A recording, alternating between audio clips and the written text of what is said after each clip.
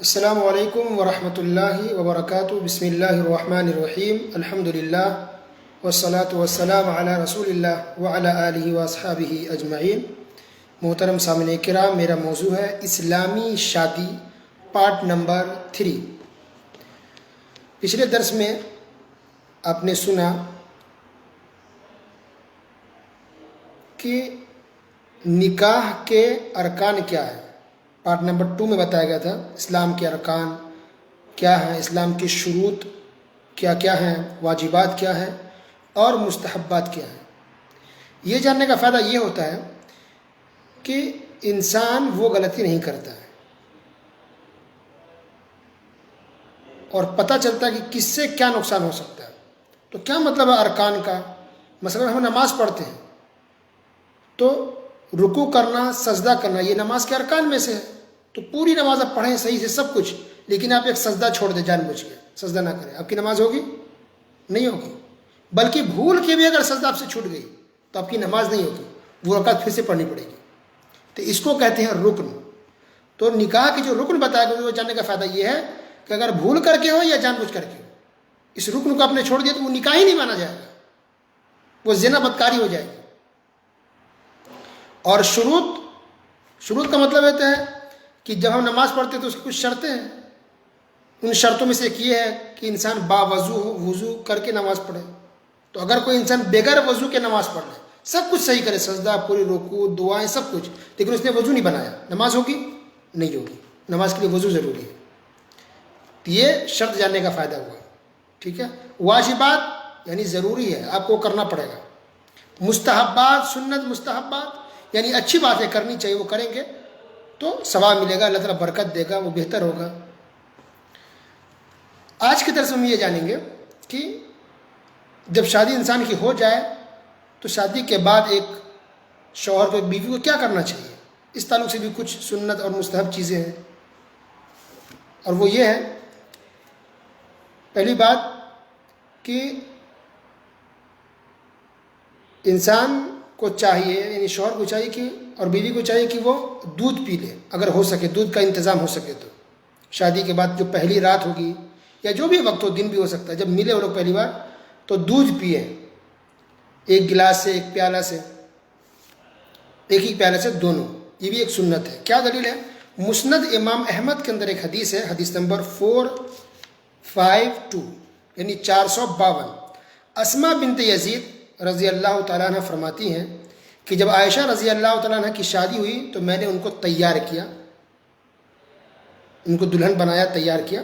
جب تیار ہو گئی تو رسول اللہ صلی اللہ علیہ وسلم کے پاس تشریف لائے۔ اس کے بعد دودھ کا پیالہ آیا تو رسول اللہ صلی اللہ علیہ وسلم نے دودھ پیا پیالے سے، اور پھر وہی پیالہ عائشہ رضی اللہ تعالیٰ عنہ کی طرف پیش کیا، تو عائشہ رضی اللہ تعالیٰ عنہ نے بھی اسی پیالے سے دودھ پیا۔ تو گویا کہ ایک سنت ہے، اگر ایسا کرتے تو انشاءاللہ اجر و ثواب ہے۔ دوسری بات، جن لوگوں کی شادی ہو چکی ہے، جو لوگ بھی یہ بیان سنیں، عورت ہو یا مرد، کتنے لوگ ایسے ہیں جنہوں نے شادی کی رات یا دن جب ملے ہوں تو دعا پڑھے ہوں، ایک دوسرے کو دعا دی ہوں؟ شاید بہت کم ملیں گے۔ اس تعلق سے بھی ایک سنت ہے۔ سنت یہ ہے کہ شوہر بیوی کے پیشانی پر ہاتھ رکھ کر کے ایک دعا پڑھے۔ کیا دعا ہے؟ بسم اللہ، اللہم انی اسألک من خیرها وخیر ما جبلتها علیہ واعوذ بک من شرها وشر ما جبلتها علیہ۔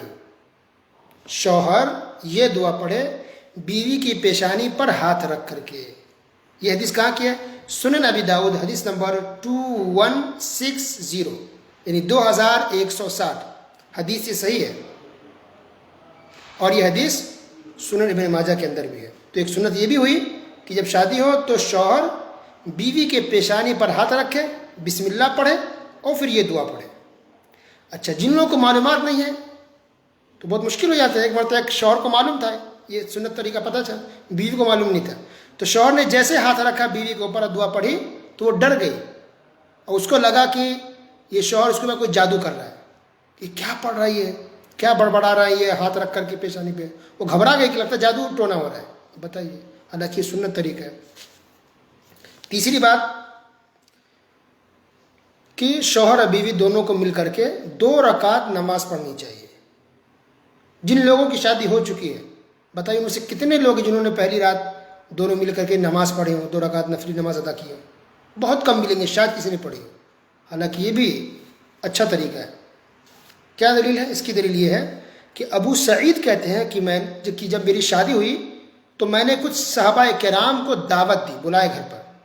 تو ان میں عبداللہ بن مسعود، ابو ذر غفاری اور حذیفہ رضی اللہ عنہم اجمعین تھے. تو ان لوگوں نے مجھ سے کہا کہ جب تم بیوی کے پاس جانا تو 2 رکعت نماز ادا کر لینا.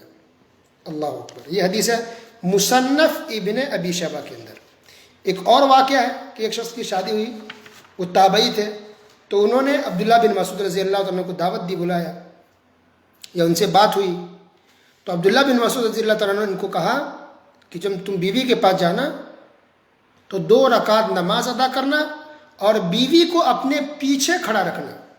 نماز تو ایک ساتھ ہوگی، گویا شوہر امام بنے گا، بیوی مقتدی بنے گی اور سائڈ میں کھڑی نہیں ہوگی، نہ ہی رائٹ میں نہ ہی لیفٹ میں، بلکہ پیچھے کھڑی ہوگی. تو کبھی بھی جو عورت نماز پڑھتی ہے تو مرد کے ساتھ کھڑی نہیں ہو سکتی، چاہے اس کا شوہر ہو، چاہے ماں، چاہے باپ ہو، چاہے بھائی ہو. عورت کو ہر حال میں پیچھے کھڑے ہونا ہے. تو شوہر امام بنے گا اور بیوی اکیلے پیچھے کھڑی ہو کر کے نماز پڑھے گی. کتنی رکعت پڑھنی ہے؟ صرف 2 رکعت نماز ادا کریں. ٹھیک ہے. یہ واقعہ مصنف عبد الرزاق کے اندر اور مصنف ابن ابی شیبہ کے اندر موجود ہے. وہ ایک صحابی طریقہ سکھا رہا ہے ایک تابعی کو، اپنے شاگرد کو، کہ تمہاری شادی ہو تو 2 رکعت نماز ادا کرنا بیوی کے ساتھ، اور بیوی پیچھے کھڑی ہو. چوتھی بات یہ ہے، اہم بات، کہ جب شادی ہو جاتی ہے تو عام طور پہ یہ دیکھا جاتا ہے کہ مرد ہو یا عورت، ان کے دوست، ان کے جاننے والے شادی کے اگلے دن یہ جاننے کی کوشش کرتے ہیں کہ ان کے ساتھ کیا ہوا، ان لوگوں نے کیا کیا. اکثر لوگ پوچھ لیتے ہیں، مردوں سے بھی عورتوں سے بھی، اور یہ لوگ بہت سے لوگ بتا بھی دیتے ہیں. حالانکہ یہ چیز بہت غلط ہے، بہت بڑا گناہ ہے. اگرچہ آپ کے بہت دوست ہوں، گہرے دوست ہوں، بچپن کے دوست ہوں، بہت قریبی ہوں، پھر بھی بیوی کی بات یا شوہر کی بات دوسروں کو بتانا یہ کسی بھی حال میں جائز نہیں ہے.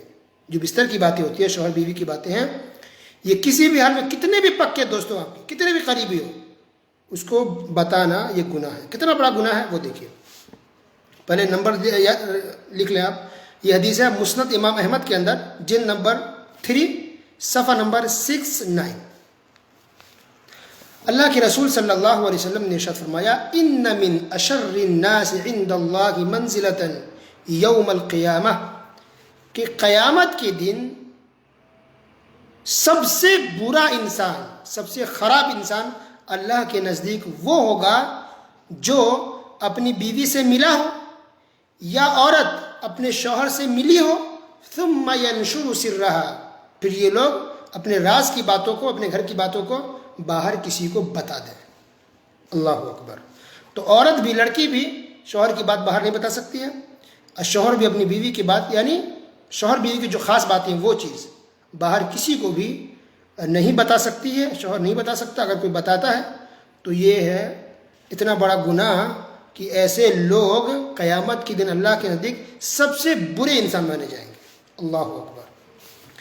تو آج کے لیے بس اتنا ہی، باقی باتیں انشاءاللہ اگلے درس میں سنیں گے. اور ایک بات بتائی گئی تھی نکاح کے بعد ولیمہ کی، اور کسی نے پوچھا بھی تھا کہ ولیمہ کس دن کرنا زیادہ بہتر ہے، سنت ہے، شادی کے اگلے دن، 2 دن کے بعد، یا کب؟ تو دیکھیے، اگر سنت طریقہ تو یہ ہے، بہتر تو یہ ہے کہ جس دن شادی ہے اس کے اگلے دن ہی ولیمہ کر دیا جائے. آج نکاح ہوا تو اگلے دن نکاح ہوا، مطلب بیوی آپس میں ملے، یعنی دونوں کی ملاقات ہو.